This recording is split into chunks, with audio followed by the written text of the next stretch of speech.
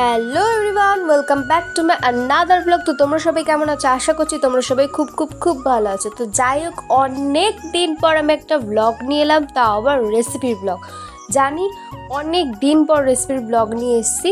তো যাই হোক, এই রেসিপিটা হয়তো তোমাদের বাড়িতে অনেকেই ট্রাই করেছো, ইউটিউব থেকেও দেখতে পারো, এফবি থেকেও দেখতে পারো। তো এই ভিডিওটা কমন ভিডিও।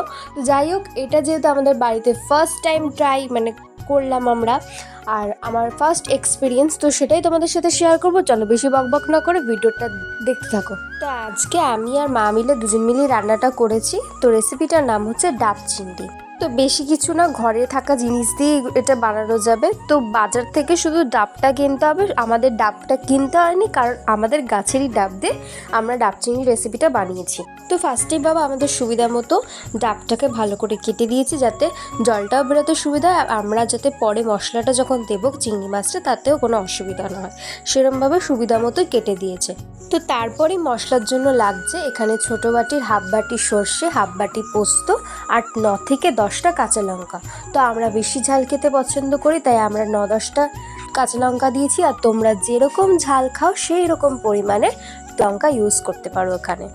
তো ডাবের ভেতরে যতটা শাঁস আছে সমস্ত শাঁসটাকে বের করে নিয়ে ওটাকে ভালো করে মিক্সিতে ব্লেন্ড করে নিতে হবে। তো মা এখানে চাইলে নিজের হাতে না বেটে মিক্সিতেই পেস্ট করতে পারতো মশলাটা, বাট মা নিজের হাতে শিলনোড়াতে পুরো মশলাটাকে বেটে একদম ভালো করে মিহি করে বেটেছে, যাতে কোনো দানা দানাও না থাকে। আর আমার মনে হয় শিলনোড়াতে বাটলে বেশি ভালো হয়, তা আবার মায়ের হাতের ছোঁয়া, তাহলে তো আরোই বোনার টেস্টের দ্বিগুণ হয়ে যায়। তোমরা কি বলো? অবশ্যই কমেন্ট করে জানিও।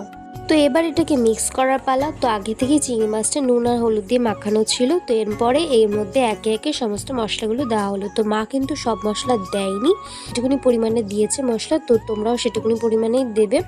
তো তারপরে ডাবের শাঁসের পেস্টটা এর মধ্যে দিয়ে তার সঙ্গে একে একে নুন, হলুদ, কাশ্মীরি লঙ্কার গুঁড়ো, কাঁচা তেল আর কিছুটা পরিমাণে সামান্য পরিমাণে একটু চিনি দিয়ে ভালো করে ওটাকে মিক্স করে নিতে হবে। তো এরপর ডাবের ভেতরে চিংড়ি মাছ শুদ্ধ মশলাগুলো সমস্তটাই ডাবের ভেতরে দিয়ে দিতে হবে।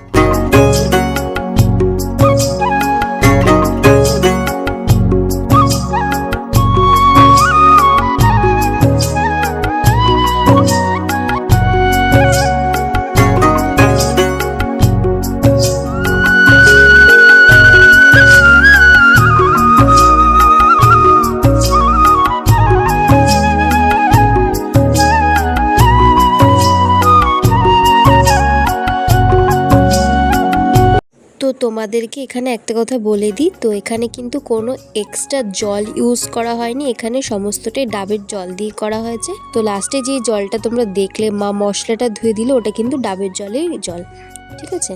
আর এখানে মা আগে থেকে এই সসপ্যানটাতে ভালো করে জলটাকে ফুটাতে দিয়ে দিয়েছে।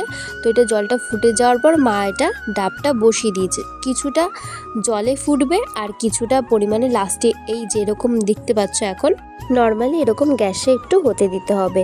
তো যাই হোক, আমাদের এটা বানাতে কিন্তু প্রায় 20 মিনিট লেগেছে, কারণ 10 মিনিট আমরা ফুটিয়েছি জলে আর 10 মিনিট এরকম গ্যাসে হাই ফ্লেমে দিয়ে রেখেছি, কারণ চামড়াটা তো খুব মোটা ডাবের, তো হতে একটু টাইম লাগে। তো লাস্টে দেখতেই পাচ্ছ এরকম পুরো পুড়ে গেছে নিচটা। তো এরকম হয়ে গেলেই বুঝে যাবে যে একটু ডাবের কালারটা চেঞ্জ হয়ে গেছে, কারণ কচি কালার ছিল আর সেখানে এই কালারটা চলে এসেছে। তো আমাদের বুঝে নিতে হবে যে আমাদের ভেতরে যে জিনিসটা ডাব চিংড়ির যে জিনিসটা বা চিংড়িটা সমস্ত কিছুই সেদ্ধ হয়ে গেছে ভালো মতো। তো গ্যাসে করতে গেলে গ্যাসটা তো একটু পুড়বেই। তোমরা যদি উনুনে করতে চাও তাহলে কাঠের উনুনেও করতে পারো, তাহলে আরও টেস্টটা বাড়বে। তো আমাদের কাঠের উনুন ছিল না, সেরকম কোনো ব্যবস্থা ছিল না।